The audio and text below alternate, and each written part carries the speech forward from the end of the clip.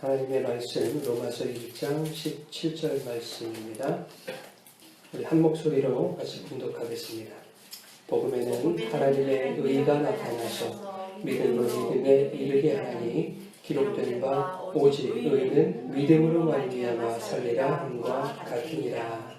아멘. 오늘은 믿음이란 무엇인가 첫 번째 시간으로 말씀을 나누겠습니다. 우리가 수요 예배는 우리 기독교 신앙의 어떤 기본적인 가치들, 그리고 성경이 말하는 어떤 어휘들의 개념들에 대해서 우리가 정립하는 시간을 가지고 있습니다. 그래서 교회란 무엇인가, 말씀이란, 성경이란 무엇인가, 오늘은 믿음이란 무엇인가 라는 제목으로 이렇게 말씀을 나누겠습니다. 오늘 본문 말씀 보면은 믿음으로 믿음에 이르게 한다, 이런 말씀이 있죠. 그리고 오직 의인은 믿음으로 말미암아 산다 라고 이렇게 말씀하고 있습니다. 믿음으로 믿음에 이르게 된다는 것이 무엇일까? 그냥 믿으면 천국 간다라는 그런 개념으로 우리는 그렇게 이해를 하고 넘어갑니다. 그런데 이게 그렇게 쉽지만은 않은 내용입니다. 그래서 오늘 본문을 1장 17절로 잡았는데, 사실은 이제 다음 주에 이 본문에 대한 내용을 구체적으로 얘기를 하게 될 것 같고, 오늘은 다음 주에 내용을 보다 잘 이해하기 위해서 사전 작업이다, 이렇게 생각하시면 될 것 같습니다. 조금 딱딱한 이야기가 될 수도 있고, 여러분들이 저건 뭐지? 라고 고개를 갸우뚱하실 수 있을 법한 그런 잘 받아들여지지 않는 그런 얘기가 될 수도 있을 것 같습니다. 그러나 여러분 의심하지 마시고 끝까지 경청해 주시기 바랍니다. 우리 그리스도인에게 있어서 믿음이라고 하는 것은 매 설교시마다 강조해도 부족함이 없을 정도로 매우 중요한 것입니다. 왜냐하면 우리 신앙생활의 본질이 바로 이 믿음에 의한 것이기 때문입니다. 그리고 기독교에서 가장 중요하게 생각하는 그 핵심의 가치이 바로 구원이라는 것인데, 이 구원이 바로 믿음에 의해 얻어지는 것이다, 그렇게 성경이 말하고 있기 때문입니다. 이렇게 중요한 믿음인데, 그럼에도 불구하고 정작 믿음이 무엇인가에 대해서는 제대로 설명되고 있지 않습니다. 저도 이제까지 교회를 다니면서 어려서부터 신학을 하기 전까지 믿음의 본질에 대해서 들어본 적이 없습니다. 기껏해야 예수님처럼 믿어라, 그리고 예수님을 믿어라, 그리고 누구누구의 믿음을 본받아라 라는 식의 그런 믿음을 많이 들어왔지요. 그냥 예수 믿으면 구원받는다, 이렇게 주입식 교육을 통해서 우리가 세뇌되어 왔습니다. 세뇌라고 표현하니까 또 공산당 같기는 합니다만 사실 그렇습니다. 그래도 여러분 오해하지 말고 들으시기를 바랍니다. 예수 믿어도 구원 못 받는다라는 얘기가 아닙니다. 예수 믿어야 구원 받는다라는 얘기를 할 겁니다. 정확하게는 예수님의 믿음에 의해 구원을 얻는다라는 얘기를 할 것이고, 오늘은 그 예수님의 믿음이 무엇인가에 대해서 이야기를 할 겁니다. 이 믿음이 무엇인지 정확하게 알아야만 우리의 신앙생활도 헛된 것이 되지 않을 것이고, 올바른 믿음관을 가져야만 우리가 구원에서도 탈락되지 않을 것입니다. 이처럼 중요한 믿음의 본질적인 개념에 대해서는 교회들에서 잘 가르치지 않는 것이 참 안타까운 일입니다. 왜 안 가르칠까 생각해 보니까 저도 신학을 해서 제가 조금 느끼는 겁니다. 잘 모르기 때문입니다. 기존의 목사님들이 다 그렇게 배워왔고 또 그렇게 가르쳤고 하다 보니까 목사들조차도 그것을 잘 모르더라. 공부하지 않으면 모르겠더라고요. 그래서 잘 가르치지 않는 것이 아니라 모르기 때문에 시도를 못하는 것이 아닐까, 이런 생각을 좀 해봤습니다. 믿음에 대해서 가르칠 게 뭐가 있겠는가? 믿음은 믿음이지 믿음에 대해서 배울 게 뭐가 있겠는가? 예수님을 믿으면 되는 것이지, 그게 믿음이지 라고 대부분 그렇게 생각을 하실 거예요. 그러나 믿음은 우리가 생각하는 것과 매우 다를 수 있다라는 것입니다. 믿음이라고 하는 말에 사전적인 의미를 찾아보니까 이래요. 어떤 사실이나 사람을 믿는 마음이다. 이렇게 나와 있습니다. 그런데 이러한 일반적인 믿음의 사전적인 의미대로 많은 신앙인들이 예수님을 믿음의 대상으로 만들어 놓고 그 대상이 무엇인가 나에게 이루어 줄 것을 기대하면서 신앙을 한다라는 겁니다. 예수님을 믿음의 대상으로 만들어 놓는다라는 말이 여러분 어떻게 들리실지 모르겠습니다만은 그것이 잘못됐다고 제가 지금 말씀을 드리는 겁니다. 이상하실지도 모르겠지만 그렇게 예수님을 믿음의 대상으로 만들어 놓고 그 대상이 무엇인가 나에게 이루어 줄 것을 기대하면서 그렇게 신앙생활을 하는데 그것이 이 땅의 복이 되었든 천국이 되었든 예수라는 믿음의 대상을 통해서 얻어낸다는 논리는 동일한 겁니다. 이해가 가시죠? 다시 말하면 예수를 이용하여 천국을 얻어내겠다는 것과 또 예수를 이용하여 다른 이 땅의 필요를 얻어내겠다는 것이 다르지 않다는 겁니다. 동일하다는 겁니다. 예수님의 우리의 믿음의 대상이 아니라는 말인가 그러면 여러분들이 조금 불안해하실 수도 있을 것 같아요. 무슨 얘기를 하려고 하는가 한번 들어보시기 바랍니다. 여러분, 예수님을 믿음의 대상으로 만들어 놓으면 어떤 일이 일어나는가 하면은요, 그 대상이 나에게 구원을 주고 여러 가지 복을 준다고 했을 때 그것들을 얻기 위해서는 그를 향한 나의 믿음을 내가 증명해야 되는 거예요. 예수님이 어떤 믿음의 대상이 되셔서 그 믿음의 대상이 나에게 뭔가를 주신다고 생각했을 때 그렇게 신앙생활을 하면 그를 믿는 그 믿음의 행위를 믿음의 진정성을 내가 증명해야 된다는 겁니다. 예수님께. 믿음의 주체가 내가 되어야 된다 하는 겁니다. 그 말은 내가 내 속에서 믿음이라는 것을 만들어내야 된다라는 겁니다. 여러분, 바리새인들이 물었나요? 하나님의 나라가 어디 있습니까? 이렇게 물었을 때 하나님의 나라가 어디 있다고 예수님이 대답하셨죠? 하나님의 나라는 여기 있다 저기 있다 할 수 있는 것이 아니요 너희 마음속에 있느니라 그럽니다. 우리 마음속에 있는 하나님의 나라는 우리 눈에 보이지 않습니다. 그리고 우리 마음도 우리가 볼 수 없는 것입니다. 그렇죠? 그런데 사람들은요, 내 눈앞에 드러나 보이는 하나님을 만들고 싶은 거예요. 그래서 그런 일이 실제로 일어났습니다. 모세가 시내산에서 내려오지 않자 불안해진 그 이스라엘 백성들이 각종 금붙이를 가지고 송아지 형상을 만들죠. 하나님이 아닌 다른 신을 만들었던 것이 아닙니다. 하나님을 만들었던 거예요. 그래서 그 신상을 두고 이렇게 말합니다. 출애굽기 32장 40절 말씀 한번 읽어보겠습니다. 시작.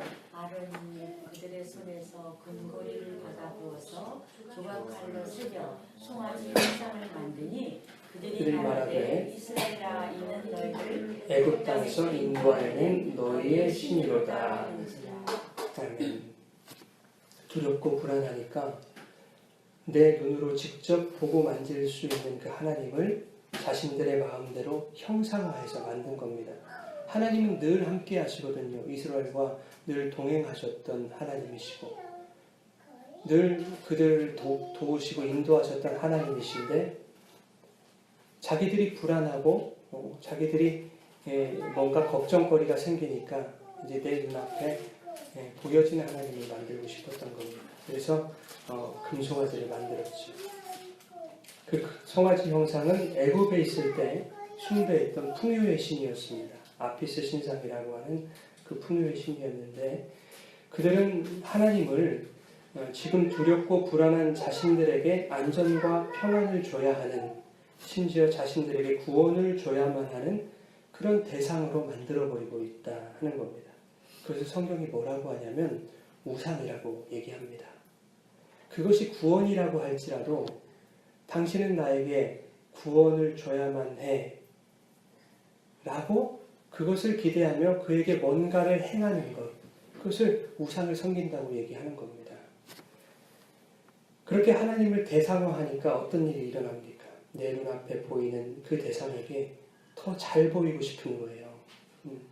그를 위해 뭔가를 해야만 그 대상으로부터 보호를 받을 수 있고 또 복을 받을 수 있고 또 은혜를 받을 수 있다. 이렇게 생각하는 겁니다. 그 대상 앞에 제단을 쌓고 내일 여호와의 절일이다. 우리가 여호와의 절일을 지키자. 그렇게 얘기한 것 아닙니까? 이스라엘 백성들이. 그리고 이튿날에 일찍이 일어나서 번제를 드리고 화목제를 드리고 그 앞에서 먹고 마시고 춤추고 놀면서 그렇게 축제를 벌이지 않습니까? 하나님께 드려야 할 것들을 자신들이 만들어버린 그 우상에게 드리고 있다 하는 것입니다. 그런데 이와 같은 일이 오늘날 기독교에서, 교회에서 일어나고 있다 하는 것이죠. 자신의 안전, 평화, 건강, 심지어는 구원을 위해서 자신이 믿음의 대상으로 만들어 놓은 그 예수님에게 당신은 나에게 이 모든 것을 주셔야만 해요. 내가 당신을 기쁘게 해드릴게요. 라며 예배도 드리고 찬양도 하고 기도도 하고 봉사도 하고 헌금도 하고 하는 것이죠. 뭐 그런 거 하지 말자는 얘기가 아닙니다. 본질이 왜곡되어서 왜곡된 것이 진짜 가치인 줄 알고 그렇게 잘못된 예배를 드리고 잘못된 찬양을 하고 헌금을 한다는 얘기입니다. 하나님을 위해서, 예수님을 위해서라는 명목으로 그렇게 하는데 순 거짓말이죠. 그것은 예수를 위한 것이 아니라 내가 얻어내야 할 그것을 위해서, 즉 나를 위해서 하는 일들입니다. 예배도 그렇고 헌금도 그렇고 봉사도 그렇고 나를 위해서. 예수님을 섬기는 것이 아니라 예수님을 도깨비 방망이로 만들어 놓고 그 우상 앞에서 춤추고 노래하고 먹고 즐기고 그렇게 자신들의 축제를 만들고 있습니다. 교회에서 먹고 마시고 하나님께 드려야 할 예배가, 하나님이 받으셔야 할 예배가 다른 어떤 우상에게 드려지고 있다고 하는 것입니다. 참 가슴 아픈 일이죠. 여러분, 이스라엘 백성들이 금송아지 만들 일로 인해서 하나님이 진노하십니다. 그래서 그날에 좋기 3,000명이 죽었다. 성경이 그렇게 기록하고 있죠. 이 말씀이 오늘날 우리 성도들에게 무엇을 말씀하고 있는가 한번 생각해 봐야 됩니다. 너희들이 하나님을 또 예수님을 믿었다고 그리고 예수님을 섬겼다고 생각할지는 모르겠지만 그것이 아닐 수 있다는 겁니다. 너희들이 구원받은 백성이다. 구원은 따놓은 당상이라고 생각할 수도 있겠지만 심판 때 가서는 너희들 심판받을 그런 심판의 대상일지도 모른다. 라는 것을 우리에게 말씀하고 있는 거 아닙니까? 출애굽기 32장 30절에 모세가 이렇게 얘기합니다. 이튿날 모세는 백성에게 말하였다. 너희는 크나큰 죄를 지었다. 그러나 이제 내가 주께 올라가서 너희를 용서하여 달라고 빌겠다. 금송아지 만든 그 사건으로 인해서 3,000명이 죽고 모세가 이렇게 얘기한 겁니다. 너희들 큰 죄 졌어. 이제 내가 주님께 올라가서 너희들 용서해 달라고 내가 이제 기도하러 갈 거야. 하나님을 또 다른 믿음의 대상으로 만드는 것은 큰 죄라는 겁니다. 그런데도 불구하고 모세는 너희를 위해 하나님께 빌겠다 이렇게 얘기하지요. 제발 너희를 용서해 달라고 내가 그렇게 기도할 거야. 이 말에는 무슨 뜻이 있습니까, 여러분? 그들이 용서받고 용서받지 않고는, 즉 그들이 구원받고 구원받지 않고는 그들의 어떠한 신앙의 행위에 달려있지 않다. 하나님께 달려있다라는 것을 말해주고 있는 겁니다. 인간이 아무리 신적인 대상 앞에서 알랑방귀를 껴봐도 그것으로는 구원받지 못한다. 그것으로는 용서받지 못한다라는 것입니다. 여러분, 믿음이 뭐라고 생각하십니까? 예수님을 믿는 겁니까? 그럼 예수님을 믿는다는 것은 무슨 말입니까? 허물과 죄로 죽을 수밖에 없는 우리들을 죄 없으신 하나님의 아들 예수 그리스도께서 우리의 죄를 대신해 십자가에 달려 죽으심으로 또 모든 죄를 사하셔서 하나님께서 우리를 당신의 자녀로 삼아주셨다는 것. 여러분 그것을 믿는 것입니까? 그렇다면 그 믿음은 어떻게 여러분에게서 생겨났고 여러분의 그 믿음이 진짜라는 것을 어떻게 확증받을 수 있습니까? 말로만 하는 믿음 아닌가? 그냥 머리로만 인식하고 지식으로만 아는 믿음 아닌가 하는 것입니다. 여러분, 예수는 믿음의 대상이 아니라 믿음의 주체이신 거예요. 신앙의 본질은 우리가 어떻게 예수를 더 잘 믿을 수 있을 것인가가 아닙니다. 어떻게 예수를 더 잘 믿어요? 믿으면 믿는 것이고 더 잘 믿는 것? 그게 신앙의 본질이 아닙니다. 믿음의 본질은 그 믿음이 무엇인가를 우리가 발견하고 깨닫는 겁니다. 신앙의 본질은. 예수님을 믿음의 대상으로 놓으면 인간은 이 기독교라는 종교를 끊임없이 자신의 믿음을 키워가는 종교로 그렇게 만들어버릴 겁니다. 그 믿음을 키워서 그 크기만큼 보상받으려고 하는 것이 그것이 인간입니다. 내가 이것도 행하고 또 저것도 행했더니 내 믿음이 이렇게 커졌어. 아니 그 믿음 커진 거를 자기가 어떻게 아느냐고. 참 그것도 신기한 일이죠. 그렇게 얘기하면서 이 믿음에 걸맞는 은혜를 주시겠지. 합당한 복을 내려주시겠지. 이렇게 기대합니다. 교회들에서도 그렇게 가르쳐요. 믿음을 들먹거리고 사명을 운운하면서 봉사도 하고 헌신도 하고 직분도 감당하고 11조도 하고 그러면 하나님이 복 주실 거야. 문제 해결해 주실 거야. 이렇게 얘기합니다. 그것을 은혜라는 말로 포장해서 성도들에게 가르친다고요? 무엇 하면 어떻게 하나님이 해 주실 것이다 라고 하는 항상 조건부의 그런 신앙을 가르쳐요. 그러니 성도들이 겁에 질려가지고 헌금 안 할 수 있습니까? 봉사 안 할 수 있습니까? 직분 감당 안 할 수가 있습니까? 그러니까 기쁨이 사라지죠. 지치지요. 나 못하겠다. 번아웃 돼가지고 그렇게 교회를 떠나가고 가난한 성도들이 되는 거 아닙니까? 내 신앙적 행위를 통해서 내가 하나님을 마음대로 주무를 수 있다라는 것과 뭐가 다릅니까? 맘먹고 이를 악물고 한번 해보자. 그럼 하나님이 안 주시고 배겨? 하나님으로부터 받을 보상을 내가 쥐락펴락하는 거예요. 그리고 그것이 믿음이래요. 그리고 예수를 잘 믿는 거래요. 그게 기독교에서 말하는 믿음이 도대체 뭔지도 모르는 겁니다. 그것은 다시 말씀드리지만 예수님은 믿음의 대상이 아닙니다. 예수가 믿음의 대상이 될 만한 분이 아니라서 믿음의 대상이 아니다 얘기하는 것이 아닙니다.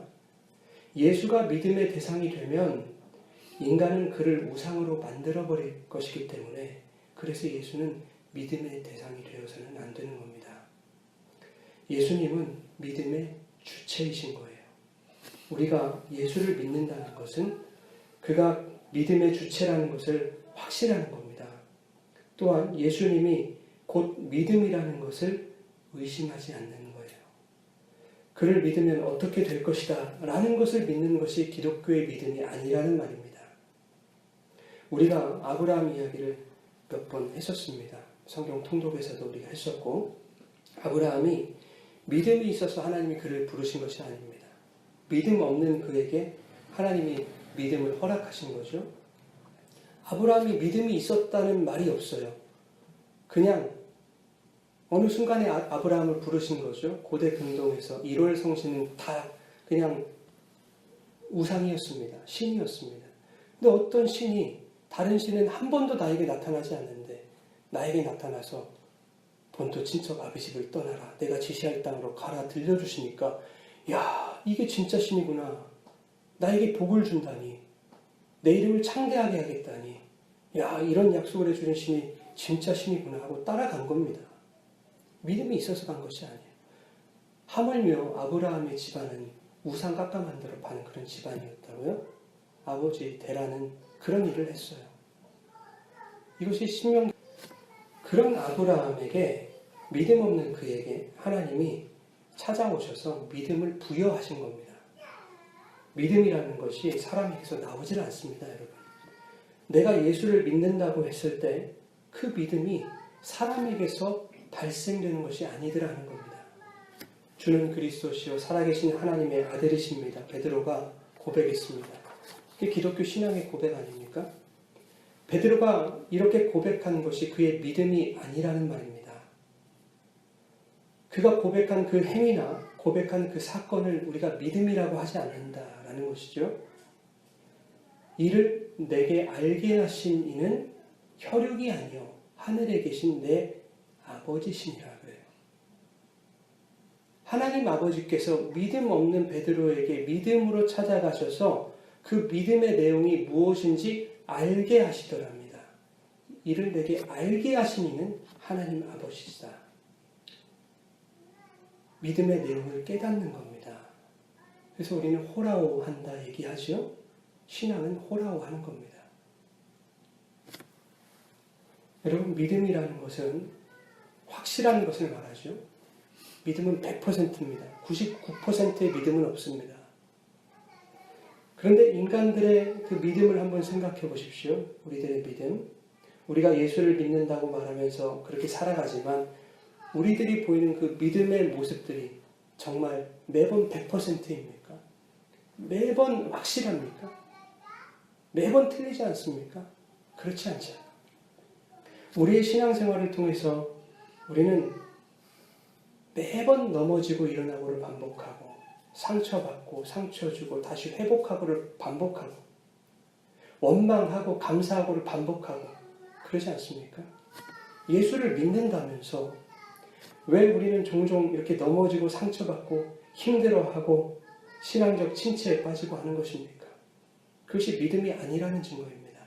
믿음은 100%인데 침체가 웬 말입니까? 상처를 왜 받습니까? 100%의 믿음이라면 있을 수 없는 일입니다.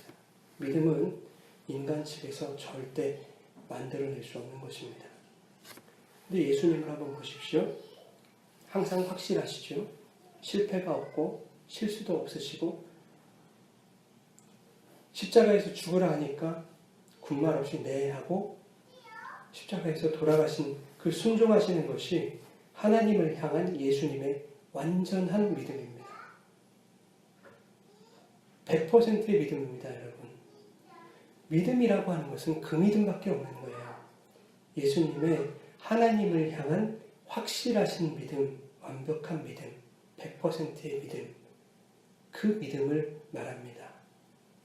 여러분, 예수님의 믿음이, 그 예수님의 믿음이 우리를 끌고 가시는 거예요. 여전히 믿음이 없어서 넘어지고 상처받고 원망하는 그런 죄인들이지만 그 죄인들을 살리시겠다고 말씀하신 그 하나님을 향한 예수님의 그 믿음이 확실하시고 또 틀림없으시고 100%의 믿음이기 때문에 그 예수님의 믿음이 아직 죄인인 우리들도 하나님께로 끌고 가시는 것입니다. 즉 우리가 믿는다고 하는 그 믿음은 예수님의 믿음인 것입니다. 그리고 그 믿음이 예수님인 거예요. 요한 1서 1장 9절을 우리가 한번 보겠습니다. 요한 1서 1장 9절 같이 읽겠습니다. 만일 우리가 우리 죄를 자백하면 그는 미쁘시고 의로우사 우리들을 사하시며 우리를 모든 불의에서 깨끗하게 하실 것이요. 아멘. 다음 주에 우리 죄를 자백하면 그는 미쁘시고 의로우사 그렇습니다. 누가 미쁘시고 의롭다는 얘기입니까? 예수님이겠죠. 예수님이 미쁘시다는 말씀이 뭘까요? 이 미쁘시다는 단어는 피스토스라고 하는 단어인데 이것이 믿음이라는 얘기입니다.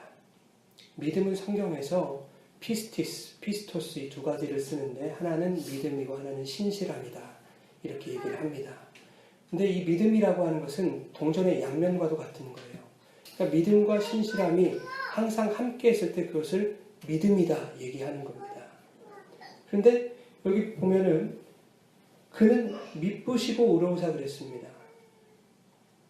이 미쁘시다는 말이 믿음이라는 얘기입니다. 신실함, 믿음. 그러니까 예수님은 믿음이시다 그 말이에요. 그렇죠? 네, 예수님은 믿음이시고 예수님은 의로우시다라는 뜻입니다. 그러니까 성경이 말하는 믿음은 예수 그리스도입니다. 그리고 믿음이신 예수 그리스도가 하시는 모든 사역이 믿음입니다. 그래서 그 믿음이 여전히 죄인인 우리들을 하나님 앞으로 이끄시는 것입니다. 갈라디아서 3장 22절 이렇게 되어 있습니다. 같이 읽겠습니다. 그러나 성경이 모든 것을 죄 아래 가두었으니 이는 예수 그리스도를 믿음으로 말미암는 약속을 믿는 자들에게 주려 함이라. 아멘. 성경이 모든 것을 죄 아래 가두었으니 이는 믿는 그들에게 예수 그리스도를 믿음으로 말미암는 약속을 주겠다라는 겁니다. 근데 여기서 예수 그리스도를 믿음으로 말미암는다라는 말을 원어로 살펴보니까 이렇게 돼요. 예수 그리스도의 믿음에서 예수 그리스도의 믿음으로부터 약속이 주어진다 하는 겁니다. 근데 여기 보니까 믿는 자들에게 주려 합니다 이래요. 그럼 믿는 자들의 믿음의 행위도 있지 않겠는가 이렇게 반박하실 수가 있다고요. 근데 여기서 믿는 자들의 이 믿음이라고 하는 단어는 역격 동사라는 걸 썼습니다. 문법적인 것이지만 이 동사는요, 이 믿는다라고 하는 동사는 믿음의 대상을 따라가는 거예요. 여기서 믿음의 대상은 예수님이겠죠? 그러면 여기서 믿는다라고 하는 것은 믿음의 대상으로부터 시작한 믿음입니다. 그러니까 인간의 믿음이 아니라 예수 그리스도의 믿음이라는 거예요. 그 예수 그리스도의 믿음으로부터 시작해서 우리가 그 약속을 얻을 것이다 라고 하는 것을 말하고 있습니다. 우리 갈라디아서 3장 13절과 3장 14절도 계속 읽겠습니다. 그리스도께서 우리를 위하여 저주를 받은 바 되사 율법의 저주에서 우리를 속량하셨으니 기록된 바 나무에 달린 자마다 저주 아래 있는 자라 하였습니다. 이는 그리스도 예수 안에서 아브라함의 복이 이방인에게 미치고 하고 또 우리로 하여금 믿음으로 말미암아 성령의 약속을 받게 하려 함이라. 아멘. 13절에 보니까 예수님이 십자가 형벌을 받으셨다. 그래서 우리를 속량하셨다. 이것이 왜 그런가 보니까요. 14절에 이는 14절 마지막에 성령의 약속을 받게 하려 함이라 그래요. 예수님이 십자가 형벌을 받으신 것은 우리가 성령의 약속을 받게 하시려는 거예요. 근데 어떻게 받는가? 보니까 우리로 하여금 믿음으로 말미암아 받는다 그래요. 그러니 우리의 어떤 믿음의 노력이나 믿음의 시도 또 믿음의 열심 등을 말하는 것처럼 우리가 느껴집니다. 그러나 여기서 믿음으로 말미암는다는 것도 원어를 보면 그 믿음이다 이렇게 얘기를 해요. 정관사를 붙였어요. 그러니까 인간의 믿음이 아니라 그 믿음인 거예요. 예수님의 믿음을 말하는 거예요. 그 믿음을 통해서 우리가 성령의 약속을 받는 것입니다. 로마서 3장 22절도 우리 같이 읽겠습니다. 곧 예수 그리스도를 믿음으로 말미암아 모든 믿는 자에게 미치는 하나님의 의인이 차별이 없느니라. 여기도 그리스도를 믿음으로 말미암아 이렇게 나오죠. 이것도 똑같습니다. 예수 그리스도의 믿음을 통하여. 원어로 읽으면 예수 그리스도의 믿음을 통하여 그렇습니다. 여러분 이 본문을 영어 성경으로 읽으면 영어 성경에는 이렇게 나와 있습니다. 예수 그리스도의 믿음에 의하여 예수 그리스도의 믿음을 통하여 이렇게 적혀 있어요. 근데 우리 한글 성경이 왜 이렇게 잘못 번역을 한지는 모르겠어요. 뭔가 이유는 있겠죠. 에베소서 3장 12절에도 동일합니다. 같이 읽겠습니다. 우리가 그 안에서 그를 믿음으로 말미암아 담대함과 확신을 가지고 하나님께 나아감을 얻느니라. 아멘. 우리가 그 안에서 그를 믿음으로, 그러니까 우리가 예수를 믿는다 라고 그렇게 느껴질 수 있다는 겁니다. 자, 보세요. 그런데 이것도 원어로 읽으면 우리가 그의 그 믿음을 통하여입니다. 그의 그 믿음을 통하여 담대함과 확신을 가지고 하나님께 나아간다 라는 말이에요. 히브리서 10장 37절 38절 한번 보겠습니다. 이제 아주 조금만 있으면 오실 분이 오실 것이요 지체하지 않으실 것이다. 나의 의인은 믿음으로 살 것이다. 그가 뒤로 물러서면 나의 마음이 그를 기뻐하지 않을 것이다. 나의 의인은 믿음으로 살 것이다 그래요. 의인은 믿음으로 살 것이다. 그가 믿는 어떤 믿음의 행위들을 통해서 살 것이다. 이렇게 얘기하는 것 같습니다. 근데 이것도 그렇지 않아요. 그러나 나의 의인은 나의 믿음에 의해 살 것이다 그래요. 성경이 그렇다니까 여러분. 여러분들이 잘못된 오역된 성경을 지금까지 배워오셨고 그렇게 읽으셨기 때문에 제가 얘기하는 것 제가 뭘 얘기하는 거지? 사입이 이단하냐 이렇게 생각하시는 거예요. 마음을 열고 들으십시오. 검증한 것이니까요. 저만 이런 얘기를 하는 것이 아니고 대형교회 목사님들이 이런 얘기를 안 하는 것뿐이지 수많은 목사님들이요. 기존 교회들이 잘못됐고 얼마나 엉터리로 성경을 지금까지 가르쳐 왔는가를 가슴을 치면서 연구한 것들입니다. 예수님의 믿음인 거예요. 나의 믿음은 없어요. 예수님의 믿음이 우리를 하나님 앞으로 인도하시는 겁니다. 여러분, 우리가 믿음으로 구원을 얻는다고 했을 때 그 믿음은 오직 예수님의 믿음밖에 없는 거예요. 예수님의 그 믿음에 의하여 저와 여러분이 구원을 받는 겁니다. 여러분, 저는 예수님을 믿는다는 그 표현을 사용하지 말자는 게 아니에요. 예수님을 믿어야죠. 다만 예수님을 믿는다는 그 믿음의 의미가 무엇인지 정확하게 깨달아야 한다는 겁니다. 그것을 정확하게 깨닫지 않으면 예수를 우상으로 만들어버릴 수 있다는 겁니다. 예수를 우상으로 만들면 그 믿음 가지고 우리는 구원을 얻을 수 없다는 겁니다. 그러니 믿음이 무엇인지 제대로 깨달아야 된다는 겁니다. 그것을 알고 우리가 예수님을 믿습니다. 믿음을 주세요. 이렇게 기도를 하자는 겁니다. 예수님을 믿음의 대상으로 만들지 마시기 바랍니다.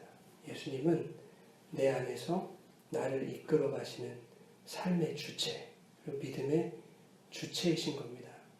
아무리 신앙생활을 해도 손톱만큼의 그 믿음도 보이지 못한 나에게 예수님이 믿음으로 찾아오셔서 당신의 믿음으로 성도의 인생을 이끌어 가시는 겁니다. 어디까지? 하나님 나라까지. 여러분, 하나님이 우리 인간 측에서 발현되는 믿음을 보신다고 하면은요, 천국 들어갈 사람이 아무도 없습니다. 하나님이 우리를 의롭다 봐주신다고 하시죠? 정말 우리가 의로워서겠습니까? 아니요. 하나님이 우리를 바라보시면 우리는 다 죽습니다. 왜? 죄덩어리니까. 근데 우리를 바라보실 때 우리에게 누구의 형상이 비춰집니까? 예수 그리스도의 형상이 비춰지는 거예요. 예수 그리스도의 보혈이 발려진 겁니다. 하나님은 그것만 보시는 거예요. 그러니까 그 예수 그리스도의 보혈과 그분의 의로 말미암아 우리가 의롭다 여겨주신 겁니다. 너희에게 믿음이 없었으나 예수 그리스도의 그 믿음을 너희에게 주었더니 그 믿음으로 말미암아 너희를 믿음 있는 자로 여겨줄게입니다. 그러니 우리 믿음 있다고 자랑하면 안 되는 겁니다. 예수님의 그 믿음이 천국 가는 그날까지 하나님이 선택하신 자들을 하나님 앞으로 반드시 이끄실 것입니다. 우리는 그 이끌림에 순종하는 성도들입니다. 이렇게 말하면요, 어떤 분들은 얘기해요. 아무것도 안 해도 되겠네. 구원파 같이. 하나님의 예수님의 믿음이 우리를 이끌어 가신다면서 우리는 아무것도 안 해도 되겠네. 이렇게 말하는 사람이 있어요. 저는 참 답답합니다. 그런 얘기 들을 때마다. 왜 그러냐면 그 사람은요, 진짜 그럴 수만 있다면 그렇게 하고 싶은 사람입니다.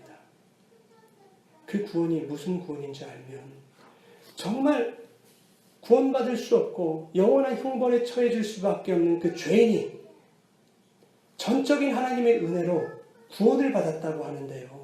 그 하나님과 동행함에 있어서 나는 아무것도 하지 않아도 되겠네라는 것이 정말 말이 되느냐 말입니다. 나의 인생을 바꿔주시고 나의 운명이라는 말이 좀 그렇지만 나의 어떤 신분을 바꿔주신 그 하나님 앞에 나에게 생명을 주신 하나님 앞에 어떻게 내 마음대로 살 수 있다는 그런 말이 나옵니까? 그분이 무엇을 좋아하실까? 나에게 생명 주셨는데 나를 살려주셨는데 그분은 나에게 뭘 원하실까를 늘 생각하며 살아야 되는 거 아닙니까? 우리의 삶이 그와 같았으면 좋겠습니다. 예수님이 도대체 나 같은 인생이 뭐라고 날 이끌어 주셨을까? 나 같은 믿음 없는 존재에게 왜 믿음으로 찾아오셔서 도대체 나라는 인생을 왜 하나님 앞으로 그 구원이라는 관문으로 나를 이끌어 주시는 걸까? 도무지 알 수 없고 이해할 수 없는 그 하나님의 은혜, 예수님의 은혜를 생각하며 그분과 동행하는 것입니다. 그게 성도의 삶입니다. 그게 우리들의 믿음입니다. 믿음은 없지만 그 삶에 우리가 이끌려가는 것이 하나님은 그것이 너희의 믿음이다. 그렇게 얘기해 주시는 겁니다. 여러분 그 예수님의 믿음에 붙들리시기 바랍니다. 예수님이 이끌어 가시고 예수님이 완성하시는 그 완전하시고 그 완벽하신 믿음에 여러분들의 모든 삶을 던지시기 바랍니다. 시냇물에 돛담배, 종이 돛담배를 올려놓으면 돛담배가 아무것도 하지 않아도 그냥 시냇물 흐르는 대로 졸졸졸 흘러갑니다. 우리의 인생이 그랬으면 좋겠습니다. 하나님의 사랑과 예수님의 그 은혜와 예수님이 우리에게 부어주시는 그 믿음의 행위와 그 모든 약속 가운데 우리의 삶을 던졌을 때 우리는 그냥 맡기기만 했는데 그 은혜의 강물 가운데 우리의 삶이 흘러가더라. 그 가운데는 돌뿌리도 있고 썩은 나무가 올라서 부딪히기도 하겠죠. 그러나 그 은혜는 저 강물 밑까지 흐른다는 겁니다. 그 은혜의 강물 가운데 우리의 삶을 맡기시고 힘들고 어려운 우리의 믿음의 여정 가운데 우리와 함께 하실 그 주님을 기대하며 승리할 수 있는 저와 여러분들 되시기를 주님의 이름으로 축원합니다. 우리 같이 말씀을 놓고 기도하겠습니다. 하나님